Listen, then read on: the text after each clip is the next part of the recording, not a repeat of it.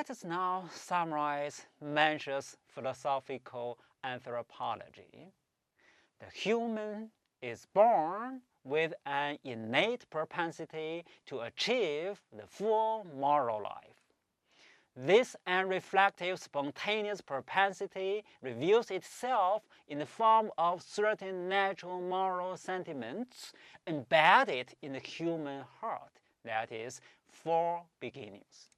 The 4 beginnings already contain the potentiality for the highest moral attainment embodied in the 4 virtues. If unimpeded, the evolution toward actualization of these capacities will be realized.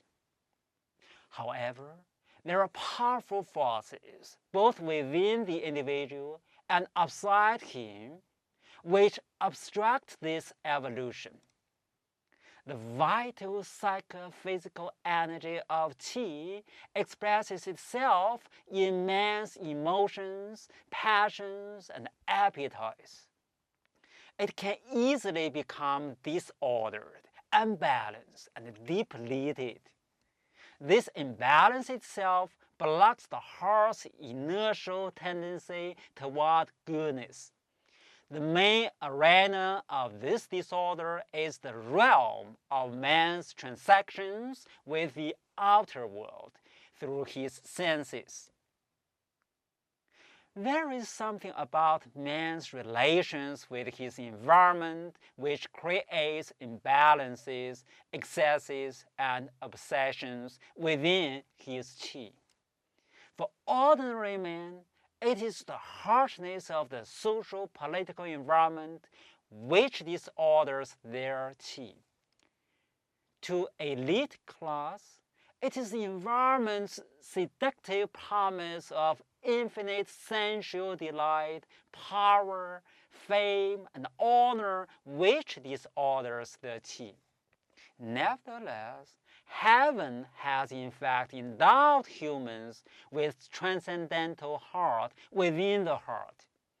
The heart within the heart is capable of preserving the spontaneous heart of goodness. Through moral effort, it expresses itself in moral decisions that are based on reflection and deliberate thought.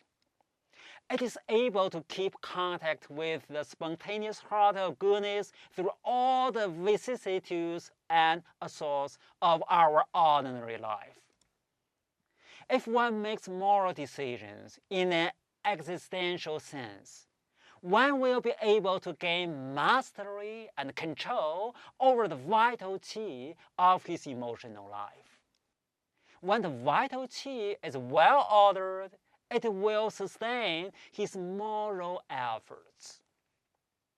He is able to understand the world in which he lives. He is able to feel at one with heaven. With heaven's help, the noble man can help create a world out there in which all men will be able to re-establish contact with the inherent sources of their own natures. In last lecture, Zhuangzi thinks that the distinctly human consciousness with its tendency to fix the human on his own individualized heart, 诚心, is precisely what alienates him from the Tao.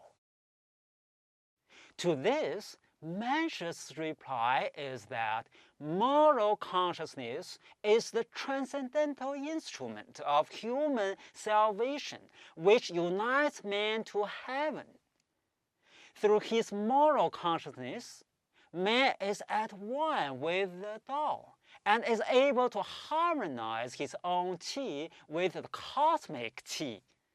Man is to fulfill his heaven-assigned mission of realizing the potentialities of his heart and nourishing his flood-like qi by living a life based on an unbending moral will. So much for this lecture. This lecture mainly addresses Mensch's philosophical anthropology. Could you write an essay elaborating on Mensch's theory of human nature? Well, this is assignment for today. Thank you.